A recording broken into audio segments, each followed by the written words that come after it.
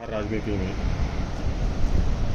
लगभग पूरा जीवन राजनीति में बीता। जिस दौर में आज हिमाचल की राजनीति गुजर रही है, आप क्या समझते हैं इसको लेकर?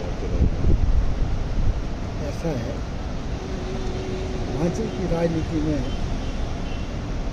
काफ़ी बदलाव आया है।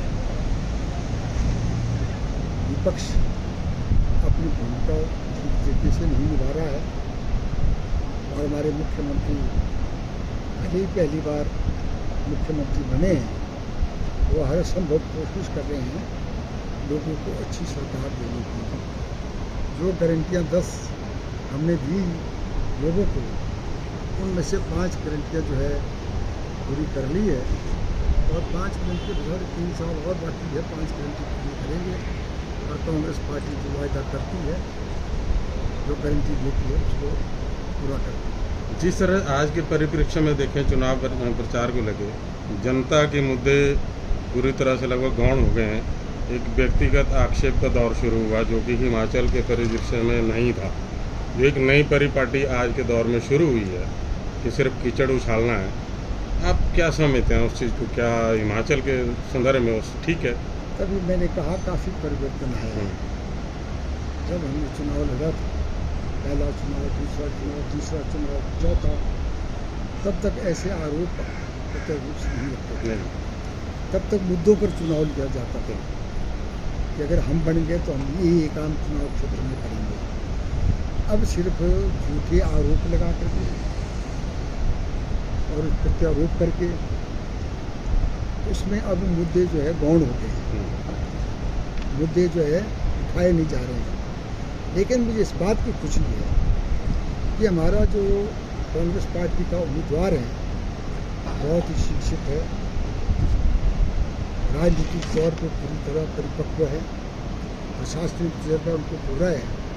तो और वो कभी घटिया भाषा का इस्तेमाल नहीं करते, कभी अभद्र भाषा का इस्तेमाल नहीं करते। अगर उसके उल्टे आप जाएं, जो भारतीय जनता पार्टी की कैंडिडेट है, वो हर रोज नए नए पुतले खड़े कर देती है। और हमारा कैंडिडेट जो कहता है सुश्री कंगना मेरी बड़ी बहन के समान है, मैं उनसे चाहता हूँ कि वो अभद्र भाषा का इस्तेमाल ना करें, अपनी सीमाएं ना लांघे।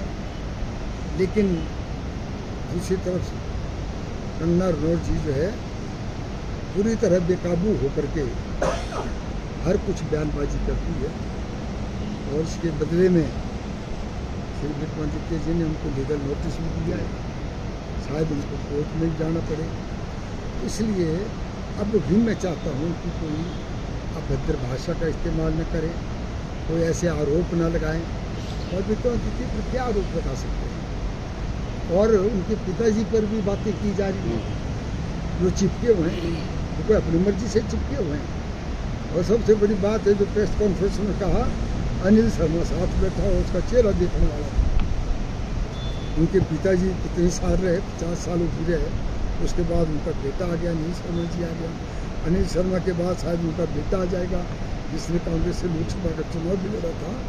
तो इस किस्म की बातें करना क्या है? लोकतंत्र में सबको अधिकार है।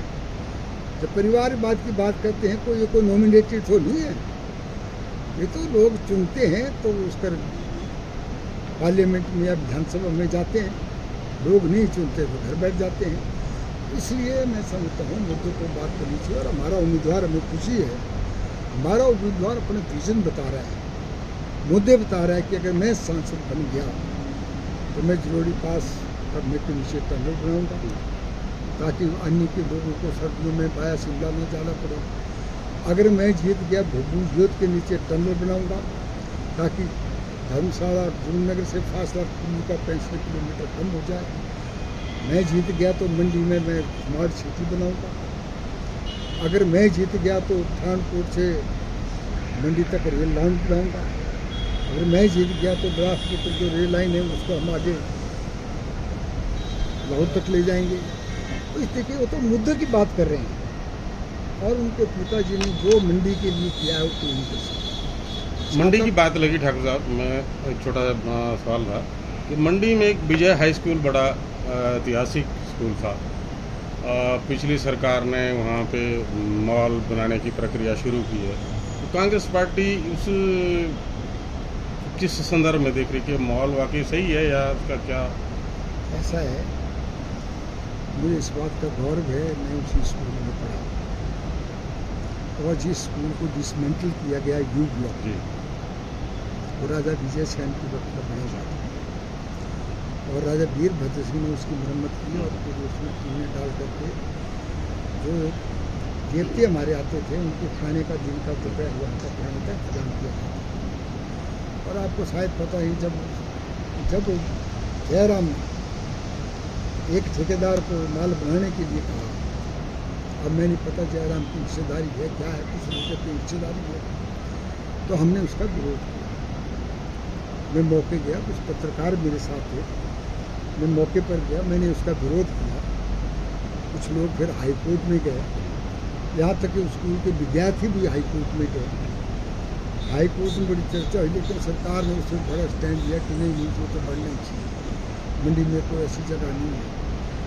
आज भी मैं जो जयराम का फैसला था वहाँ माल बनाने का, मैं उसके विरोधी हूँ।